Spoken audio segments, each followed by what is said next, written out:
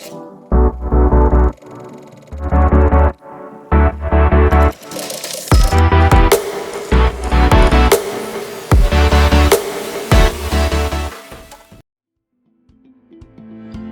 a todos, mi nombre es Sonia Munar, soy contadora pública de la Universidad de La Salle, tengo más de 17 años trabajando en el área contable y llevo 4 años como independiente. Creo que algunos de ustedes ya me han escuchado por algunas charlas que hemos presentado en el Club Sigo. Nuevamente agradezco al Club Sigo por la invitación y este tema que vamos a tratar es la segunda parte de lo que debes tener en cuenta para la presentación de la renta persona natural. Bienvenidos. Antes de comenzar con el tema del día de hoy, con nuestra segunda parte, vamos a ver las conclusiones de la parte número 1, pues para tener claro qué miramos en este video. Y sí, los invito a que ustedes lo busquen en el Club Sigo y puedan revisar cada uno de los aspectos que hay que tener en cuenta para la presentación. Bueno, entonces, ¿qué vimos en la primera parte? Entonces, vimos los obligados a declarar, que es toda persona natural, toda sucesión ilíquida, son contribuyentes de este impuesto de renta. Para esto no es necesario que toda persona, no estamos obligados a todos declarar, sino esto depende de ciertas características que tienen que cumplir estas personas, que eso lo vimos en esa parte 1. También vimos los aspectos que hay que tener en cuenta, como el patrimonio, ingresos, las rentas exentas, costos y deducciones, ingresos no constitutivos de renta ni ganancia ocasional. Entonces estos son los aspectos que en el momento de la presentación de la renta tenemos que tener en cuenta. La documentación que se requieren dependiendo de cada uno de estos aspectos, en donde yo les dejé un link para poder descargar esta información. Esta información está en la página de Actualícese, fue algo que nos compartió el doctor Diego Guevara. Entonces yo en ese video les dejo el link para que ustedes puedan ingresar y descargar este archivo que está en Excel. Como les indicaba, yo lo que hago es descargar este archivo y depende de cada uno de los contribuyentes, uno puede indicarles qué documentación es la que requieren. Las fechas de presentación, que eso está en el decreto 2345 del 23 de diciembre del año 2019, en donde iniciamos ya el 11 de agosto de este año con los dos últimos dígitos, que es el 00 y el 99, y finalizamos en el mes de octubre. Los topes para declarar, eso también está en este artículo 2345, que está el tema de ingresos, que son 1.400 VT. Recuerden que la VT este año está en 34.270 y el valor en pesos son 47.978. Y el tope para el patrimonio son 4.500 VT, que son 154.215. El mismo tope está de las 1.400 VT, está para compras y consignaciones. Entonces, y la residencia fiscal. Entonces recuerden que la residencia fiscal es cuando la persona está, bueno, tiene varios aspectos, pero uno de los principales es cuando la persona está más de 183 días en Colombia, discontinuo o continuamente. Pues adicional a eso, pues tiene otros aspectos que los invito a que ustedes los revisen. Tengo un video también del Club Sigo que se llama Residencia Fiscal, lo pueden ir a mirar. Ahí está más detalladamente cuáles son los aspectos que hay que tener en cuenta para saber si somos o no somos residentes fiscales. Y en la parte 1 también pues resumimos esta información. Y los aspectos previos. ¿Cuáles son los aspectos previos que tocamos ese día? Entonces ya revisamos algo más técnico en cuanto a la página de la DIAN. Hay que prever cualquier situación, entonces tenemos que revisar antes que la firma electrónica del contribuyente esté funcionando, que el ingreso a la DIAN esté funcionando, todo el tema de accesos, poderlos tener a la mano, y si no se tienen, pues poder solucionar los inconvenientes antes de tiempo, pues no dejar todo para última hora. Entonces, bueno, esto fue como el resumen que vimos en la primer parte de nuestro video, lo que debes tener en cuenta para la presentación de la renta persona natural. Entonces los invito a que lo vayan y nuevamente lo vean, o lo vean los que no lo han visto, también el de residencia fiscal, como les indico, y iniciamos ya con la parte 2 de este tema.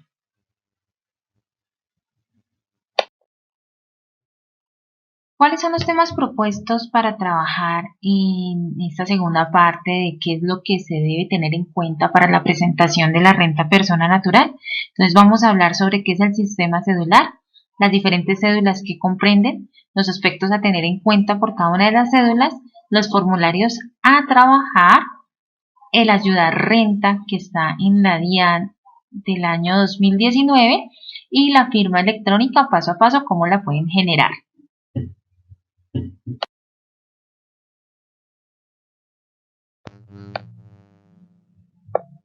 Bueno, ¿y qué es el sistema cedular? El sistema cedular es un mecanismo a través del cual se determina la base y la tarifa del impuesto de la renta para las personas naturales dependiendo el tipo de renta que ellos reciben. Entonces esto se va a hacer de una manera independiente, cada una de las rentas se va a calcular de una manera independiente dependiendo de los ingresos que se tengan.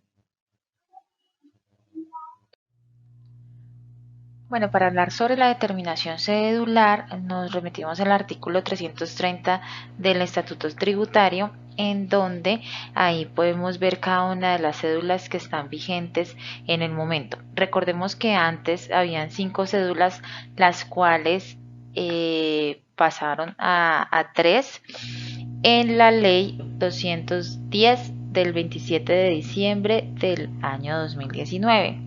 Consolidaron 3 rentas en cédula general.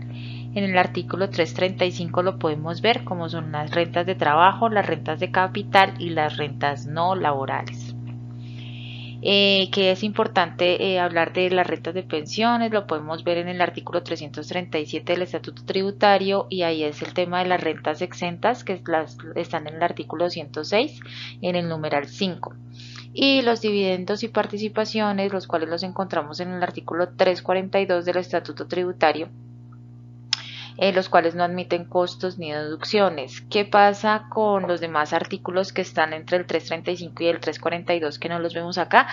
Pues son los artículos que están anulados por el tema que se consolidaron, estaban las rentas de trabajo, de capital, en las rentas no laborales, pero todos quedaron en un mismo artículo, que es el artículo 335. Entonces, bueno, los demás artículos fueron derogados y ya entonces empezamos a ver cada una de estas cédulas con más detalle.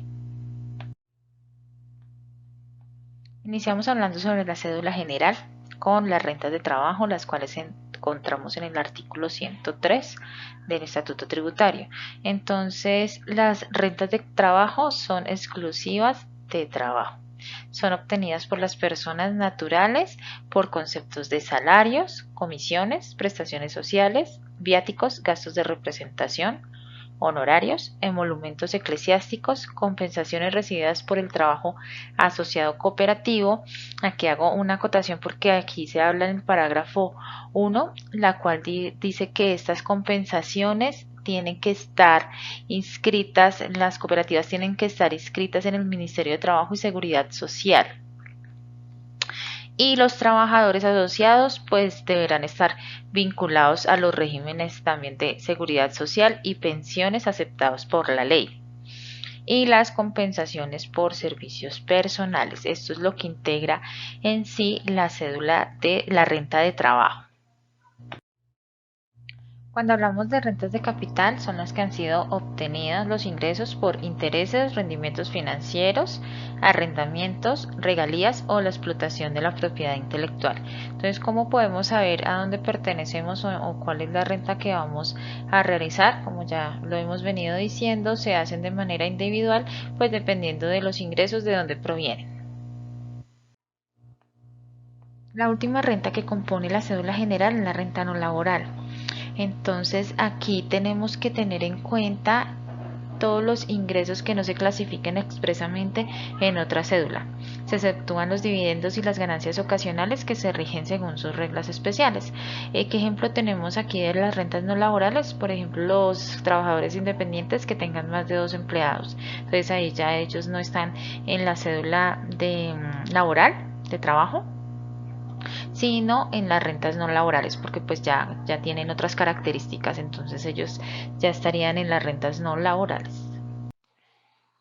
Para hallar la renta líquida gravable de la cédula general, podemos encontrar en el artículo 336 del Estatuto Tributario, donde nos dicen que tenemos que tomar el total de los ingresos de cada una de las rentas, excepto los correspondientes a los dividendos y ganancias ocasionales, restarles los ingresos no constitutivos de renta ni ganancias ocasionales imputables a cada uno de los ingresos.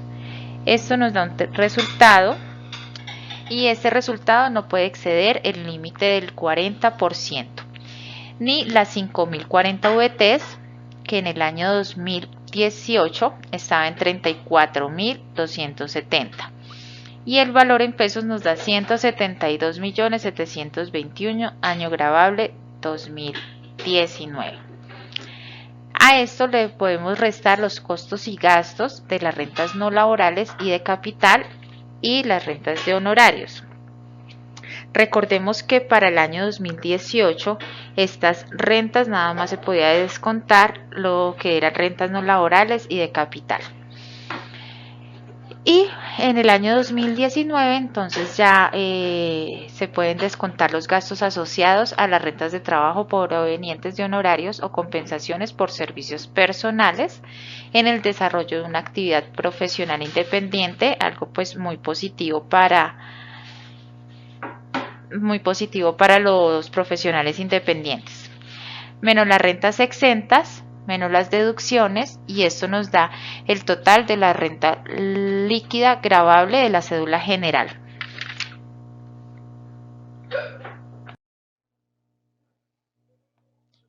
Bueno, vamos a ver entonces los ingresos no constitutivos de renta ni ganancia ocasional en la cédula general. Esto lo podemos ver en el artículo 36 al artículo 57 del Estatuto Tributario. Recordemos que los ingresos no constitutivos de renta ni ganancia ocasional son un tipo de ingresos que no son catalogados como ingresos gravados. ¿Qué quiere decir esto? Que por estos ingresos no se paga impuesto a la renta ni impuestos a las ganancias ocasionales.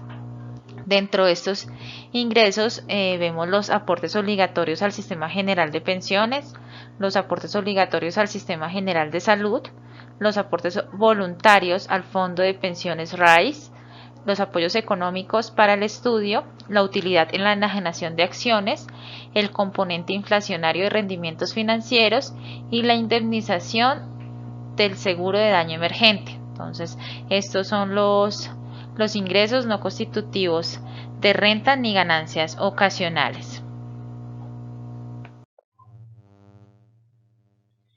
Bueno, los gastos y deducciones, ¿qué son? Los gastos y deducciones son valores que podemos descontar de nuestro impuesto. Entonces, eso lo podemos ver en el artículo 126-1 y en el artículo 387 del Estatuto Tributario, en donde el primer artículo hace referencia a todo el tema de fondos de pensiones y cesantías, y en el segundo artículo hablan sobre los intereses de los préstamos de vivienda, todo el tema de salud o seguros privados, en la deducción por concepto de dependientes. En la deducción por concepto de dependientes hablamos de quiénes son los dependientes para el contribuyente. Entonces están los hijos menores de 18 años, los hijos mayores de 23 años que sean dependientes del contribuyente, que en este caso estén estudiando o por alguna característica física no puedan depender de ellos solos.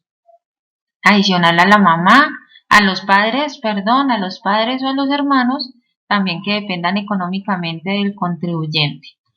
También se habla del impuesto del gravamen movimiento financiero, que puede ser deducible conforme al artículo 115 del Estatuto Tributario, en donde nos dice que el límite para deducir de este impuesto es el 50%.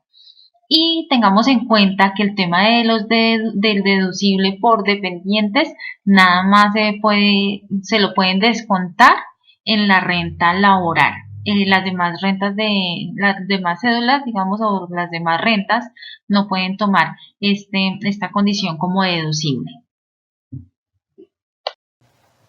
Las deducciones en las rentas de capital también se puede tomar en cuenta los intereses por préstamo de vivienda, los pagos por salud, seguros, medicina prepagada, seguros privados de salud y las mismas características en el 4 por mil. Entonces nada más el 50% del gravamen del movimiento financiero. En las rentas no laborales se puede tomar en cuenta las deducciones imputables a las rentas laborales, son las mismas que en las rentas de capital, entonces está intereses por préstamos de vivienda, los pagos por salud y el tema del 4 por mil. Se precisa que si el contribuyente tiene más de una cédula, no puede imputar estas deducciones a más de una cédula. Entonces quiere decir que si yo tomo en cuenta los intereses del préstamo de vivienda por la cédula, las rentas de capital no la puedo tomar ni por las rentas no laborales ni por las rentas laborales. De la misma manera el 4 por mil y todo el tema de salud. Entonces si se toma en una renta no la podemos tomar en las siguientes. Las cédulas de pensiones y dividendos y participaciones no aceptan ninguna de las deducciones anteriormente señaladas. Cuando nosotros hablamos de las rentas exentas, la verdad es bastante material el que nos toca estudiar porque tenemos que tener claro cuál de las rentas exentas puede tener el contribuyente. Esta charla es una charla un poco más corta, entonces estamos repasando cada uno de los conceptos y lo más importante de los conceptos. Entonces, pues no vamos a ver todas las rentas exentas, pero sí podemos tener el conocimiento de lo más importante. Los invito a que lean en el Estatuto Tributario, esto lo pueden ver en el capítulo séptimo que se llama Rentas Exentas y empieza con el artículo 206, que son las rentas de trabajo exentas. Entonces, ¿qué les cuento acá? Que eso tiene un limitante del 40% que no se puede pasar. Entonces, digamos, hay muchas personas que tienen unos valores superiores en rentas exentas, pero pues desafortunadamente nada más está hasta el 40% y el limitante en VT son 5.040 VTs. Dentro de estas rentas exentas están las indemnizaciones por accidente, por todo el tema de maternidad, por el entierro del trabajador. Y cuando lo vemos por el tema de honorarios, se puede ver en este mismo artículo 206, en el numeral 10, el cual trata nos hablan sobre el 25% del valor de los pagos laborales, limitada mensualmente a 240 VTs. Entonces, en el tema de honorarios, pues nos limitan al 25%, ¿verdad? Entonces nos dice, el cálculo de esta renta será efectuada una vez se traiga el valor total de los pagos laborales recibidos por el trabajador, los ingresos no constitutivos de renta, las deducciones y las demás rentas exentas diferentes a las establecidas en el presente numeral. ¿Cuál es el valor? Entonces los limitantes son 240 VT, que en el 2020 corresponden a 8.545.000. También nos dice el que ofrezca un mayor beneficio o una menor dificultad es porque la que se debe decantar del contribuyente teniendo en cuenta que los dos conceptos de renta exenta están limitados, pero los costos y gastos no. ¿Qué quiere decir?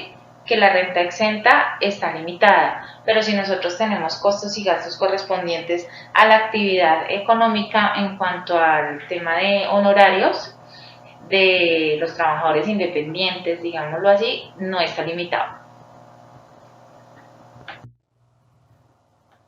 Bueno, acá ya hablamos sobre las rentas exentas que corresponden a todo el tema de indemnizaciones. Está también entre las rentas exentas el auxilio de cesantías y los intereses a las cesantías recibidas por el trabajador que no excedan las 350 VTs. Entre esas 350 VTs en el 2019 son 12 millones 462, 450. Y también hablan acá de la parte no gravada de las cesantías, cómo se determina. Entonces aquí colocan el salario promedio, mensual promedio, desde 350 VTs a 410, la parte no gravada es el 90% y así sucesivamente. Entre más salario se tenga, entonces la parte no gravada va a empezar a disminuir. Cuando vemos de 650 VTs en adelante, ya va a ser el 0% la parte no gravada.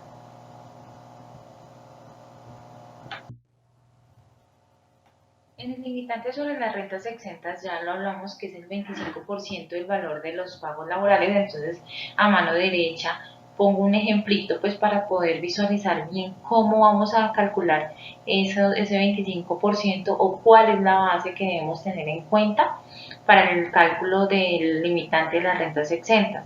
Entonces vamos a tomar todo lo que son los pagos laborales, que esto mensualmente se limita a los 240 VTs. Le vamos a restar todo lo que son los ingresos no constitutivos de rentas ni ganancias ocasionales, y luego las demás rentas exentas, bueno, los costos y gastos, perdón, y luego las demás rentas exentas. Eso nos da una base pues para poder aplicar el 25% del limitante de las rentas exentas. No nos podemos pasar de este valor.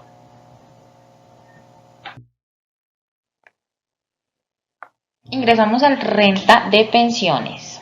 Bueno, vamos a iniciar con los ingresos que hay que tener en cuenta en esta renta de pensiones, que son las pensiones por jubilación, las pensiones por invalidez, por vejez, por sobrevivientes, sobre riesgos laborales, que son las que entrega el ARL, la indemnización sustitutiva de pensión y las devoluciones de los saldos del ahorro pensional.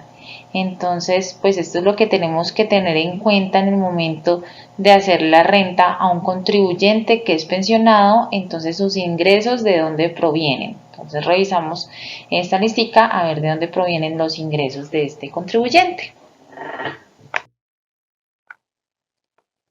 Esta renta es un poco más fácil que la que vimos de la cédula general, porque para calcularla nos toca tener en cuenta nada más el tope de los ingresos, los ingresos que tiene el contribuyente, los ingresos no constitutivos de renta ni ganancia ocasional, y a esto le restamos las rentas exentas. Las rentas exentas, vamos a ver los limitantes que vimos en el artículo 206, y esto se limita a 1000 VTs al mes. Y ya ahí nos da la renta por pensiones, la renta líquida general por pensiones.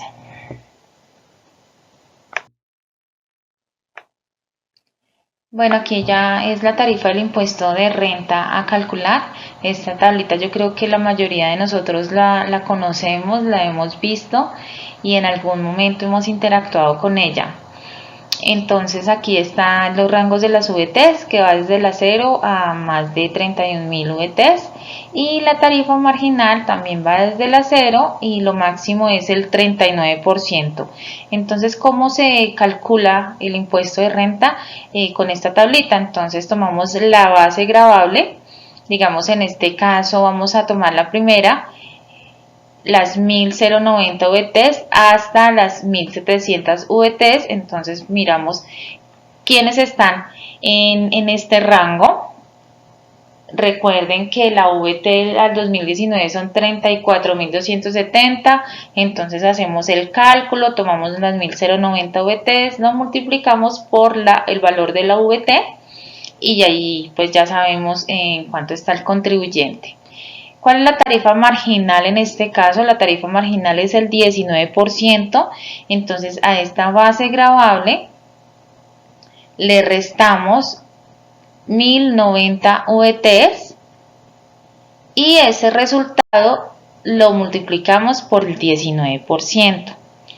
De esta misma manera, entonces, si el valor, la base del contribuyente se sale de las 1.700 VTs, ya nos vamos al segundo rango, que va desde las 1.701 a las 4.100 VTs. Entonces ahí el valor que sea lo calculamos.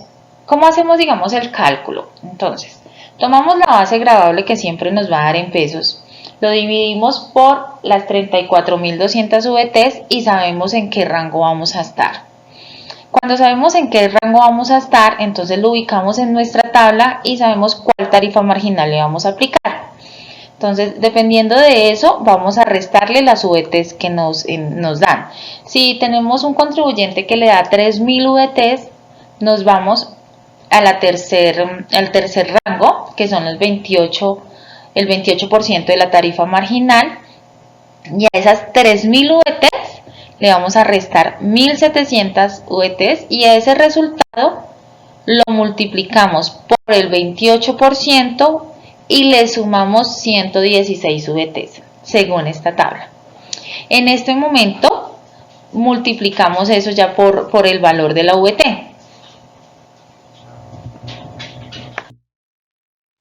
Bueno, entramos a hablar sobre rentas de dividendos y participaciones. Bueno, como les indicaba anteriormente, la renta de pensiones es una renta muy sencilla de elaborar. ¿Por qué? Porque pues son las características de solo un grupo de personas, entonces pues es algo más limitado. Y igual el cálculo de la renta líquida gravable también es muy limitado, no se pueden tener muchas cosas que se tienen en cuenta en las cédulas anteriores, por eso pues no es tan complicada de elaborar. Y ya para entrar a hablar sobre rentas de dividendos y participaciones, empecemos conociendo qué son los dividendos y las participaciones. Entonces, los dividendos es cuando tenemos una inversión en una compañía por acciones.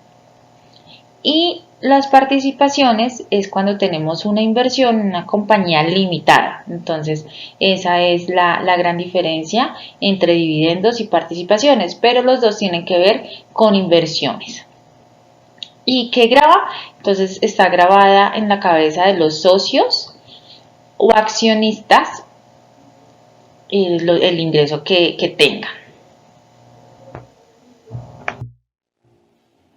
Esto lo podemos ver de una manera más amplia en el artículo 30 del Estatuto Tributario, donde dice definición de dividendos o participaciones en utilidades.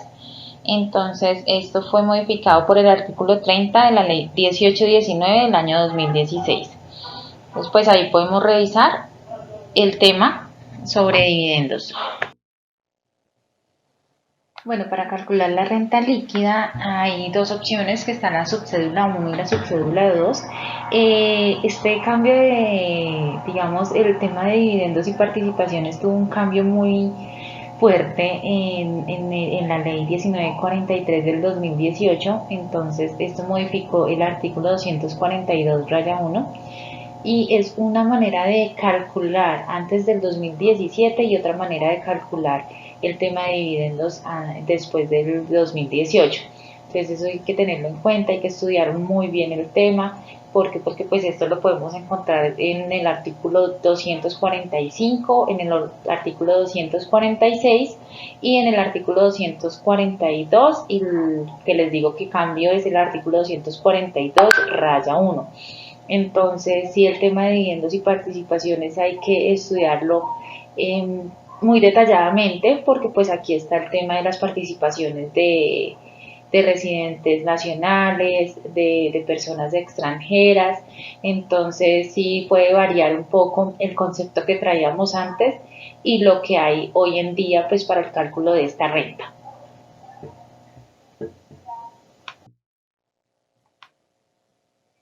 Bueno, de lo que estábamos hablando, entonces ese régimen de transición de dividendos, veníamos con la ley 1819 del 2016, el cual dice, les voy a leer tal cual como está en el Estatuto Tributario: régimen de transición para el impuesto de los dividendos, lo previsto en los artículos 242 que fue modificado, el 245 y 246, ese 246 quedó tal cual, el 342 y el 343 de este estatuto tributario y demás normas concordantes, solo será aplicable a los dividendos que se repartan con cargo a utilidades generales a partir del año grabable 2017. Entonces era lo que les estaba hablando anteriormente, que en el año 2017, antes del año 2017 se aplica de una manera y después del 2018 se va a aplicar de otra manera. Entonces en el artículo 121 dice: transición en materia de dividendos. Los dividendos decretados en calidad de exigibles a 31 de diciembre de 2018 mantendrán el tratamiento aplicable con anterioridad a la vigencia de esta ley. ¿De cuál ley estamos hablando ahí? ¿Cuál fue la ley que modificó el tema de los dividendos y participaciones? Es la ley 1943 del 2018.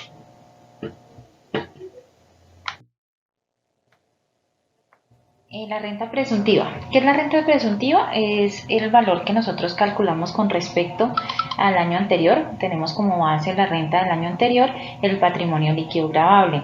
El tema se supone que es porque nosotros tenemos que generar alguna utilidad, en pocas palabras, sobre el patrimonio que nosotros tenemos. Entonces antes se decía que el porcentaje para calcular la renta presuntiva era del 3.5. Ha tenido una reducción gradual estos años. En este 2019 tenemos para la renta presuntiva el 1.5%, para el 2020 va a ser el 0.5% y ya a partir del 2021 pues no habrá el tema de la renta presuntiva. Entonces, si queremos mirar este tema, lo podemos encontrar en el artículo 188 y el 189 del Estatuto Tributario. Y esto se va a calcular en todas las rentas. Entonces, pues vengan, miremos de una vez esos artículos y les indico más o menos a qué corresponde cada uno de esos. El artículo del 180 al 187 fueron derogados hace mucho tiempo. Y en el 188 entonces hablan sobre la base, el porcentaje de la renta presuntiva. Lo que les indicaba anteriormente, se calculaba el 3.5 sobre el patrimonio líquido y ha empezado a reducir hasta llegar a 0 en el año 2020. Entonces es en conclusión lo que nos trata el artículo 188 y el artículo 189, la depuración de la base, el cálculo y determinación. Entonces, bueno, ahí nos hablan sobre el valor patrimonial y las acciones que se poseen, pero bueno, pues en sí tenemos que calcularlo sobre el patrimonio líquido, ese 3.5, bueno, el porcentaje que tenemos acá, en este caso sería el 1.5. Ya hemos visto cada uno de los temas referentes a las cédulas, a las 3 cédulas, que entonces en conclusión está la cédula general, que en ella podemos encontrar las rentas laborales, las rentas no laborales y las rentas de capital. Esas serían lo que conforma la cédula general. La renta de pensiones es la siguiente cédula, es la renta de pensiones, y la siguiente cédula es la de dividendos y participaciones. En conclusión quedaron 3 cédulas que fueron las que vimos anteriormente. Para poder mirar el tema del diligenciar el formulario, lo vamos a hacer por el formulario 210. Y para revisar el tema podemos ir a la DIAN, a www.dian.gov.co. Y ahí pues ya entramos por usuario registrado. Como yo decía en el primer video, que los invito nuevamente a que lo puedan revisar porque son como las características previas que tenemos que tener en cuenta para la presentación de la renta de los contribuyentes. Tenemos que mirar inicialmente que tengamos las claves válidas, que tengamos la firma válida, que podemos con la firma electrónica, que en este momento ya todo el mundo tiene que tener la firma electrónica por el tema de pandemia. Habilitaron a todos pues para poder acceder a la firma electrónica. Entonces que revisemos, la activemos y todo eso pues para no tener ningún inconveniente en el momento de presentarla. Entonces vamos a ingresar por usuario registrado y vamos a mirar a continuación pues cómo podemos hacer para diligenciar este formulario. El formulario 210 nosotros lo podemos diligenciar si hemos hecho nuestra renta anteriormente. Pues hay muchos programas en los cuales podemos diligenciar la renta. Uno de ellos es el ayuda a renta que tiene la DIAN. Entonces podemos ahí diligenciar nuestra renta según el instructivo que tiene. Y luego, ya cuando la tenemos diligenciada, la imprimimos y pasamos esos datos al formulario 210. Hay algunas personas que no diligencian el formulario por el 210, sino por el 210, sino por el 110, que es la declaración de renta, complementarios o de ingresos y patrimonio para jurídicas y asimiladas y personas naturales y asimiladas no residentes y sucesiones ilíquidas de causantes no residentes. Entonces se ingresa por el mismo lado, pero se diligencia el formulario 110. ¿Cómo podemos hacer el pago? Lo podemos hacer mediante el recibo de pago 490 en la página de la DIAN. En recibos de pago podemos realizar el pago por PSE o podemos imprimir ese recibo de pago 490 y llevarlo con la declaración de renta, ya sea 210 o 110, y allá pues realizamos también. Para quienes quieran utilizar el ayuda de renta de la DIAN, lo podemos obtener en la página de la DIAN, www.dian.gov.co. En la parte inferior hay una columna que se llama prevalidadores tributarios. En la segunda dice descargar programa ayuda renta 2019. Este sería el que vamos a utilizar para la renta correspondiente al año 2019. Aquí ya se descarga el programa Ayuda Renta en la DIAN y ahí le damos continuar para empezar con el proceso. Una vez le dan continuar, les va a salir el formulario 210 donde deben diligenciar los datos básicos y ahí entran a cada una de las divisiones para diligenciar la información.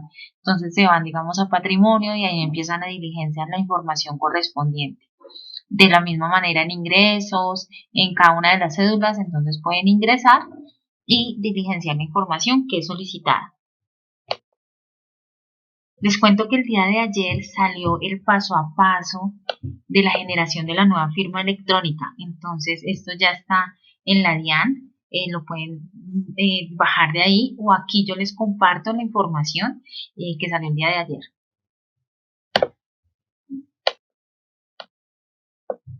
Entonces el primer paso es iniciar la sesión en el servicio en línea, como yo les indiqué al comienzo, por usuarios registrados, seleccionar el tipo de usuario a nombre propio, luego tipo de documento, seleccionar el documento respectivo y el número de documento y contraseña de entrada y les dan clic en ingresar. Una vez han ingresado, entonces se van a acceder a través del botón de generar firma electrónica. Es la pestañita que está en rojo en la parte derecha superior en donde dice atención inmediata, generar firma electrónica. Aparece la siguiente pantalla con los datos registrados en el root. Dar clic en el botón continuar. Seguidamente aparece un mensaje donde se informa que el código de verificación fue enviado a su correo. Dar clic en continuar. Recuerden que el correo es el que ustedes tienen registrado en el root. Dirigirse al correo o en la sección de comunicados dentro del servicio que se encuentra el código. Entonces ahí en la parte izquierda uno puede irse a comunicados y es el mismo correo que les llega al correo que tienen registrado en el root.